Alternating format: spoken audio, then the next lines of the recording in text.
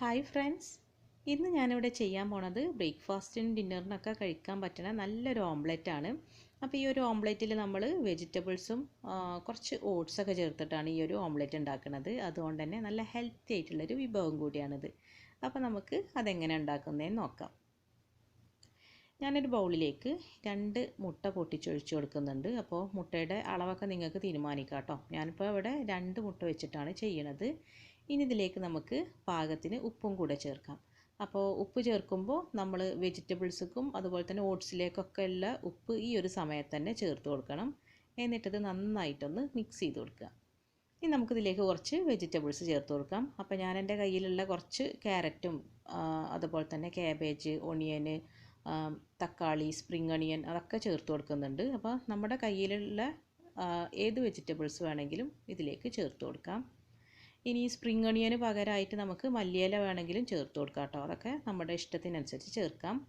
ഇനി ഇതിപ്പോൾ ഞാൻ കുട്ടികൾക്ക് വേണ്ടിയിട്ടാണ് ഉണ്ടാക്കണേ. അപ്പോൾ ഞാൻ പച്ചമുളകും കുരുമുളക് പൊടി ഒന്നും ഇടുന്നില്ല എരിവിന് വേണ്ടിയിട്ട്. അപ്പോൾ നിങ്ങൾക്ക് എരിവ് വേണമെങ്കിൽ കുറച്ച് കുരുമുളക് പൊടിയോ അല്ലെങ്കിൽ പച്ചമുളകൊക്കെ ചേർത്ത് കൊടുക്കാം. ഇനി ഇത് നന്നായിട്ട് മിക്സ് ചെയ്ത് കൊടുത്തതിന് ശേഷം നമുക്കിതിലേക്ക് ഓട്സ് ചേർത്ത് കൊടുക്കാം. അപ്പോൾ ഞാനിവിടെ ഒരു 1/4 കപ്പോളം ഓട്സാണ് ചേർത്തിട്ടുള്ളത്. ഇനി ഇത് നന്നായിട്ട് ഒന്നും കൂടെ മിക്സ് ചെയ്ത് കൊടുക്കുക. അപ്പോൾ ഇനി നിങ്ങൾക്ക് ഓട്സിൻ്റെ അളവ് വേണമെങ്കിൽ കൂട്ടുക, അല്ലെങ്കിൽ വെജിറ്റബിൾസിൻ്റെ അളവ് കൂട്ടുകയോ കുറയ്ക്കുകയൊക്കെ ചെയ്യാം കേട്ടോ.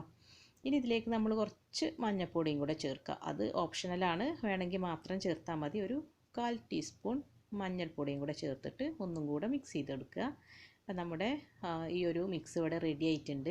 ഇനി നമുക്കിത് ഓംലെറ്റ് ആക്കിയെടുക്കാം. അപ്പോൾ ഞാൻ ഒരു പാന് ചൂടാക്കിയെടുത്ത് അതിലേക്ക് ഇത്തിരി ഓയിൽ ഒഴിച്ച് കൊടുത്തിട്ടുണ്ട്. ഇനി ഇതിലേക്ക് നമ്മുടെ ആ ഒരു കൂട്ട് ഇട്ട് കൊടുത്തിട്ട് നന്നായിട്ടൊന്ന് ലെവൽ ചെയ്ത് കൊടുക്കുക. അതിനുശേഷം ലോ ഫ്ലെയിമിലിട്ടിട്ട് വേണം ഇത് കുക്ക് ചെയ്തെടുക്കാൻ വേണ്ടിയിട്ട്, അല്ലെങ്കിൽ നമ്മുടെ ഈ ഓട്സ് ഒന്നും വേവായിട്ട് കിട്ടൂല. മൂടി വെച്ചിട്ട് ലോ ഫ്ലെയിമിലിട്ടിട്ട് നമുക്കിത് വേവിച്ചെടുക്കാം. ഒരു ഭാഗം നന്നായിട്ട് വേവായിട്ട് വന്നാൽ തിരിച്ചിട്ട് കൊടുത്തിട്ട് മറുഭാഗം കൂടെ നന്നായിട്ട് വേവിച്ചെടുക്കുക. അപ്പോൾ പ്രത്യേകം ശ്രദ്ധിക്കുക, അല്ലത് ലോ ഫ്ലെയിമിലിട്ടിട്ട് തന്നെ നന്നായിട്ട് വേവിച്ചെടുക്കണം. അപ്പോൾ ഇത് എല്ലാവർക്കും ഇഷ്ടമാവുമെന്ന് വിചാരിക്കുന്നുണ്ട്. കാരണം നല്ല ടേസ്റ്റുള്ളൊരു വിഭവമാണ്. കുട്ടികൾക്കൊക്കെ നന്നായിട്ട് ഇഷ്ടമാവും. നമ്മുടെ കുട്ടികളുണ്ടല്ലോ, ഈ ഓട്സും അതുപോലെ തന്നെ വെജിറ്റബിൾസൊക്കെ കഴിക്കാൻ ഇത്തിരി മടിയുള്ള കുട്ടികളുണ്ടാവുമല്ലോ, അവർക്കൊക്കെ കൊടുക്കാൻ പറ്റിയൊരു വിഭവമാണ്. അപ്പോൾ എല്ലാവരും ഇതൊന്ന് ട്രൈ ചെയ്ത് നോക്കൂ, തീർച്ചയായിട്ടും ഇഷ്ടമാവും. പിന്നെ ഞാൻ നേരത്തെ പറഞ്ഞ പോലെ തന്നെ എരിവിന് വേണ്ടിയിട്ട് ഞാനിതിൽ ഒന്നും ചേർത്തിട്ടില്ല. അപ്പോൾ നിങ്ങൾക്ക് എരിവ് ആവശ്യമുണ്ടെങ്കിൽ കുരുമുളക് പൊടിയാണ് ഏറ്റവും ബെസ്റ്റ്, അല്ലെങ്കിൽ പച്ചമുളക് ചേർത്താലും മതി. അതൊക്കെ നിങ്ങളുടെ ഇഷ്ടത്തിനനുസരിച്ച് ചേർത്ത് കൊടുക്കുക. പിന്നെ ക്യാപ്സിക്കൊക്കെ ചേർത്താലും ഇതിലേക്ക് നല്ലത് തന്നെയാണ് കേട്ടോ, ടേസ്റ്റ് ഉണ്ടാവും. അപ്പോൾ എല്ലാവരും ഇതൊന്ന് ട്രൈ ചെയ്ത് നോക്കിയിട്ട് ഫീഡ്ബാക്ക് എന്നെ അറിയിക്കുമെന്ന് വിചാരിക്കുന്നുണ്ട്. ഇനി വീണ്ടും പുതിയ റെസിപ്പീസുമായി കാണുന്നത് വരെ താങ്ക് യു.